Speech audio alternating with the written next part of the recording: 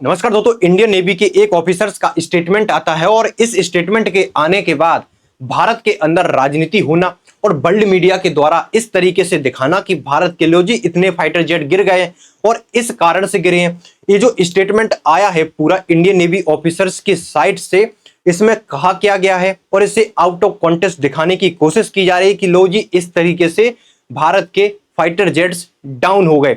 हुआ क्या था एग्जैक्टली 7 मई को और इन्होंने पूरा स्टेटमेंट में कहा क्या है इस पूरा हम बताएंगे आपको कि जो इन्होंने भी माना है कि भारत पहले भी मान चुका है कि हमारे फाइटर जेट्स गिरे हैं, ये तो हम मान रहे हैं, लेकिन पाकिस्तान की तरफ से दावा क्या किया जा रहा है कि भारत के करीब 6 फाइटर जेट्स को गिरा दिया, जिसमें 3 के करीब 2 या 3 के करीब राफेल है, उसके बाद सुखोई 30 है। इस तरीके से पाकिस्तान की तरफ दावा किया गया कि हमने इतने सारे गिरा दिए। भारत ने कहा था कि तुमने इतने सारे नहीं गिराए लेकिन हमारे कुछ गिरे हैं। अब गिरे क्यों हैं इस स्टेटमेंट में पूरा सुनोगे इनका क्या था। जो इंडियन नेवी ऑफिसर हैं शिव कुमार, इस पूरे स्टेटमेंट को जब आप जानोगे तब आपको पता चलेगा कि एग्जैक्टली हुआ क्या था। 7 मई को एक सेमिनार था इंडोनेशिया जकार्ता में, जून 10 की खबर है। इन्होंने जून 10 को जो स्टेटमेंट दिया था उसके बाद स्टेटमेंट अब वायरल हो रहा है, इंडिया में अभी आया है और अभी इस तरीके से ये पेश किया जा रहा है आप लोगों के सामने। कैप्टन इंडियन नेवी के जो ऑफिसर हैं शिव कुमार, इन्होंने बताया कि 7 मई को भारत ने जो पाकिस्तान में घुसकर जो स्ट्राइक की पीओके वाले क्षेत्र पर और पाकिस्तान की भी लैंड पर जो आतंकी ठिकाने थे उनको टारगेट किया गया था। अब हुआ क्या कि इस हमले के दौरान कुछ लड़ाकू विमान खो दिए गए। क्यों खो दिए गए? इन्होंने कहा कि देश का जो राजनीतिक नेतृत्व है उसने साफ शब्दों में कहा था कि पाकिस्तान की मिलिट्री फैसिलिटीज पर हमें हमला नहीं करना है। यानी कि भारत के जो फाइटर जेट 7 मई को पाकिस्तान में घुसकर एयर स्ट्राइक कर रहे थे, उसके बाद पाकिस्तान की जो एयरफोर्स है वो एक्टिव होती है कि भारत के जो जहाज हैं वो आ चुके हैं अंदर। उसके बाद पाकिस्तान के जहाज भी आसमान में आते हैं और भारत के जो जहाज हैं वो निकल रहे होते हैं। उस समय ऐसा हुआ होगा कि पाकिस्तान के जहाज भी पीछे होंगे, लेकिन यहां पर साफ निर्देश दिए गए थे कि पाकिस्तान की मिलिट्री फैसिलिटीज को किसी भी तरीके से टारगेट नहीं किया जाएगा। इसी वजह से भारत ने अपने कुछ जहाज खो दिए। लौटते समय ऐसा शायद हुआ होगा कि लौटते समय हमने कुछ अपने जो जहाज हैं, जो एयरक्राफ्ट हैं, जो फाइटर जेट्स हैं, उन्हें लॉस्ट कर दिया क्योंकि आदेश नहीं था। आदेश क्यों नहीं था? इसलिए नहीं था कि भारत नहीं चाहता था कि फुल वॉर में आए। भारत का जो पूरा टारगेट, जो ऑपरेशन सिंदूर का जो पूरा स्टेटमेंट आया था, आप उसे भी पढ़ना, जो प्रेस कॉन्फ्रेंस थी ऑपरेशन सिंदूर की, उसमें साफ कहा गया था कि हमने पाकिस्तान की मिलिट्री फैसिलिटीज पर हमला नहीं किया है। हमारा जो टारगेट था वो आतंकवाद की जो शिविर है, जो कैंप है, हमारा उन्हीं पर टारगेट था। पाकिस्तानी सेना इसे अपने ऊपर ना ले, इस तरीके से साफ शब्दों में कहा गया था कि पाकिस्तानी सेना इसे अपने ऊपर ना ले। हमने आतंक को हमला किया है, हमने आप पर हमला की नहीं किया है, हमने सिविलियंस पर हमला नहीं किया है। और यही जो सरकार है उसने निर्देश भी दिया था कि पाकिस्तान की मिलिट्री फैसिलिटी पर हमला नहीं करना है। जो सिविलियंस है, सिविलियंस जो आम नागरिक हैं उन पर भी किसी भी प्रकार का कोई हमला नहीं करना है, जिससे क्या होगा कि फुल वॉर में आ जाएंगे दोनों देश। इस तरीके से हमारा मानसिकता थी कि ये नहीं करना है और इसी वजह से हमारे कुछ फाइटर जेट यहाँ पर नुकसान हो जाते हैं। इस सेमिनार में इन्होंने कहा कि इन्होंने पूरी बात बताई कि इस तरीके से ऐसा कुछ होता है। अब आते हैं कि इसके बाद भारत को अपनी रणनीति में भी चेंज करना पड़ा। क्यों करना पड़ा? क्योंकि हमारे शुरुआती दौर में फाइटर जेट्स गिरा दिए गए और पाकिस्तान ने इसे अपने ऊपर ले लिया पूरी तरीके से कि ये आतंकवाद पर नहीं, हम पर ही हमला हुआ है। इस तरीके से पाकिस्तान ने अपने ऊपर ले लिया।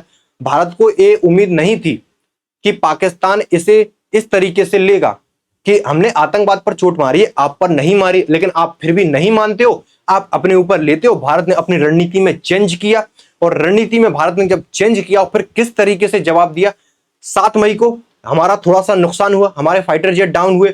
8 मई को भारत ने रणनीति में चेंज किया क्योंकि पाकिस्तान ने इसे अपने ऊपर ले लिया। 8 मई को भारत ने पाकिस्तान की जो रडार सिस्टम है, एयर डिफेंस सिस्टम है, उनको यहां पर टारगेट करना शुरू कर दिया। उसके बाद जो एयर डिफेंस सिस्टम है पाकिस्तान के, उन्हें खत्म किया गया क्योंकि पाकिस्तान मानने को तैयार था नहीं। एयर डिफेंस सिस्टम खराब किया और सैन्य जो ठिकाने थे उन पर हमला, मिलिट्री फैसिलिटीज पर हमला करना शुरू कर दिया। उसके बाद हमला शुरू किया, जो हवाई सुरक्षा थी पाकिस्तान को उसे खत्म करना शुरू कर दिया और जैसे ही जो रडार थे पाकिस्तान के उन्हें खत्म किया। और 10 मई आती है और 10 मई को उसके बाद शुरू होता है ब्रह्मोस मिसाइल का पाकिस्तान पर हमला। और ब्रह्मोस ने पाकिस्तान के जो एयरबेस हैं उन्हें किस तरीके से ध्वस्त किया। आप सभी को पता है कि 10 मई की क्या सिचुएशन थी, उसके बाद तो एकदम से पूरी तरीके से वॉर का रूप ही बदल गया था। 10 मई के बाद जब ब्रह्मोस गेम में आई, 2 दिन ये रडार सिस्टम को हमने डाउन किया, उसके बाद ब्रह्मोस गेम में आती है और 10 मई को इस तरीके से ब्रह्मोस का उपयोग होता है और पाकिस्तान के एयर स्पेस है उन्हें यहाँ पर तबाह किया जाता है। और लास्ट मंथ की खबर है, जब जो हमारे जो जनरल चौहान है, जो इन्होंने भी इस तरीके का, जब इनसे पूछा गया था कि ब्लूमबर्ग को इन्होंने एक स्टेटमेंट दिया था, ब्लूमबर्ग के साथ इनका एक इंटरव्यू हुआ था, अनिल चौहान साहब है, इन्होंने स्टेटमेंट दिया। इन्होंने कहा था कि हाँ, हमारे शुरुआत में फाइटर जेट्स डाउन हुए थे। कितने हुए थे ये जरूरी नहीं है, क्यों हुए थे ये जरूरी है। उसके बाद जैसे हमारा जो नुकसान हुआ शुरुआत में, उसके बाद हमने गहराई के साथ डीपर स्ट्राइक की और एग्रेसिव तरीके से जवाब दिया। जैसा मैंने आपसे कहा शुरुआत में कि हमारा टारगेट नहीं था पाकिस्तान की मिलिट्री के साथ उलझने का, लेकिन जब पाकिस्तान नहीं माना उसका प्लान चेंज हुआ और डीपर स्ट्राइक की और एग्रेसिव तरीके से हमने जवाब दिया और पाकिस्तान की मिलिट्री फैसिलिटीज पर हमने इस तरीके से हमला बोला। और पाकिस्तान के जो अनिल चौहान साहब हैं, इन्होंने बताया कि जो पाकिस्तान की तरफ से जो 6 इंडियन जो जेट्स हैं उन्हें डाउन करने की बात कही गई है, ये बिल्कुल ही गलत है। हाँ, हमारे कुछ जो फाइटर जेट्स हैं वो डाउन हुए हैं, नंबर एग्जैक्टली अभी तक नहीं बताया, लेकिन भारत ने इस बात को माना है कि हाँ, हमारे फाइटर जेट्स हैं वो डाउन हुए हैं। तो आप इसके बाद इंडियन जो एम्बेसी है इंडोनेशिया में, इनका भी स्टेटमेंट आता है, क्योंकि अब इंडियन नेवी ऑफिसर्स का इस बयान को आउट ऑफ कॉन्टेक्स्ट दिखा दिया गया कि लो जी, सरकार की प्रतिबद्धता के कारण इंडियन जो एयरफोर्स है वो तो काबिल थी, लेकिन जो सरकार है उनने आदेश ही नहीं दिया, इस वजह से हमारे डाउन हो गए। इन्होंने बताया पूरी तरीके से कि जो आउट ऑफ कॉन्टेक्स्ट है, जो पूरे स्टेटमेंट को, जो कोर्ट को इस तरीके से दिखाया जा रहा है, ये सरासर गलत है। कहने का मतलब कुछ और है और परोसा किसी और तरीके से जा रहा है।